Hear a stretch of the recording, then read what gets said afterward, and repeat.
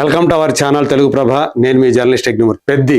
రామ్ చరణ్ కథానాయకుడిగా సుకుమార్ శిష్యుడు బుచ్చిబాబు సానా రూపొందిస్తున్నటువంటి సినిమా ఏప్రిల్ 30వ తేదీ ఈ సినిమా మన ముందుకి రాబోతున్నటువంటి విషయం తెలిసిందే. నిజానికి ఈ సినిమాని మార్చి 27వ తేదీ విడుదల చేయాలని చెప్పేసి ముందుగా ప్లాన్ చేశారు. కానీ అప్పటికి షూటింగు అలాగే పోస్ట్ ప్రొడక్షన్ వర్క్ పూర్తయ్యే అవకాశాలు లేకపోవడంతో ఒక నెల రోజుల పాటు ఆ సినిమా విడుదలని పోస్ట్ పోన్ చేశారు. అట్లా ఏప్రిల్ 30వ తేదీని ఈ సినిమా టార్గెట్ చేసుకొని మిగతా పనులట్టు కూడా షూటింగ్ ని కానీ అలాగే పోస్ట్ ప్రొడక్షన్ కూడా పూర్తి చేసుకునేటువంటి లక్ష్యంతో పనిచేస్తూ ఉంది టీం అంతా కూడా. అయినప్పటికీ కూడా రేయింబవళ్ళు ఈ సినిమాకి కష్టపడి పనిచేస్తున్న, ఈవెన్ ఒక సెకండ్ యూనిట్ కూడా ఈ సినిమా కోసం పనిచేస్తున్నా ఇప్పటికీ కూడా ఇంకా 25 రోజుల working days, 25 working days shoot ఇంకా మిగిలి ఉంది అని చెప్పేసి ఇప్పుడు మనకి సన్నిహిత వర్గాల నుంచి అందుతున్నటువంటి సమాచారం. సో ఆల్రెడీ ఫిబ్రవరి కూడా పూర్తయిపోవచ్చింది.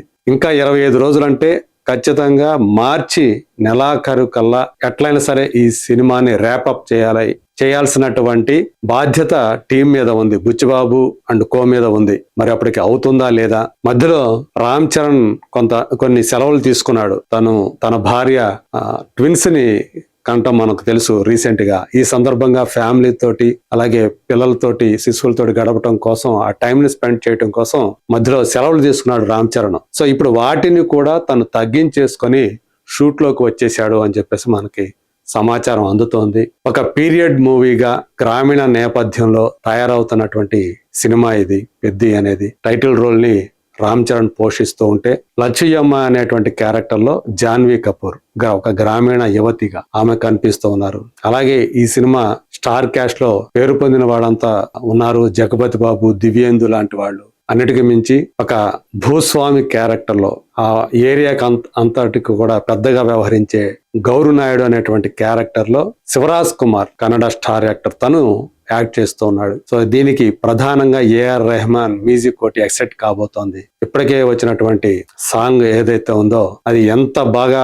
వైరల్ అయిపోయిందో మనందరికీ తెలుసు, చిక్కిరి చిక్కిరి సాంగ్. సో రెండో పాట మరికొద్ది రోజుల్లోనే మన ముందుకు రాబోతుంది, రైరా రారా అనేది, మార్చి ఫస్ట్ వీక్ లోనే. సో ఆ సాంగ్ ఈ సినిమా హైప్ ని మరింతగా పెంచుతుంది అనేటువంటి ఆశాభావాన్ని ఫ్యాన్స్ వ్యక్తం చేస్తున్నారు. కాకపోతే ఇప్పటి వరకు కూడా ఏఆర్ రెహమాన్ ఫస్ట్ హాఫ్ కి సంబంధించినటువంటి బ్యాక్గ్రౌండ్ స్కోర్ ని అంతా ఇచ్చేసాడు అని చెప్పి మనకి అందుతున్నటువంటి సమాచారం. మరి సెకండ్ హాఫ్ బ్యాక్గ్రౌండ్ స్కోర్ కి ఆయన ఎంత టైం తీసుకుంటాడు అనేది, ఎందుకంటే ఇంకా ఆ షూట్ ని పూర్తి చేయాలి. ఆ షూట్ అంతా పూర్తి అవ్వాలి. ఆ తర్వాత తను రెహమాన్ దగ్గరికి అది వెళ్ళాలి, ఆ కంటెంట్ అంతా, అప్పుడు తను దానికి చేయాలి.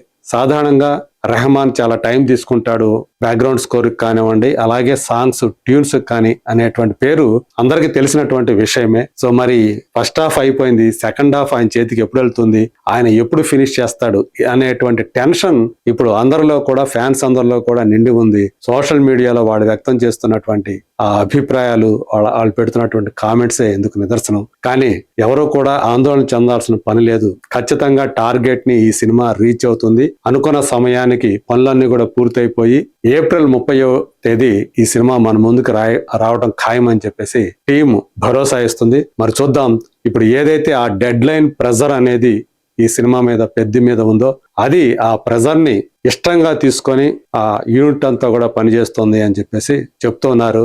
చూద్దాం, అన్నీ కూడా అనుకున్నట్లే జరిగిపోయి ఈ సినిమా ఏప్రిల్ 30వ తేదీ మన ముందుకు వచ్చి అలరిస్తుందని చెప్పేసి ఆశిద్దాం. అప్పటి వరకు కూడా let us wait and see.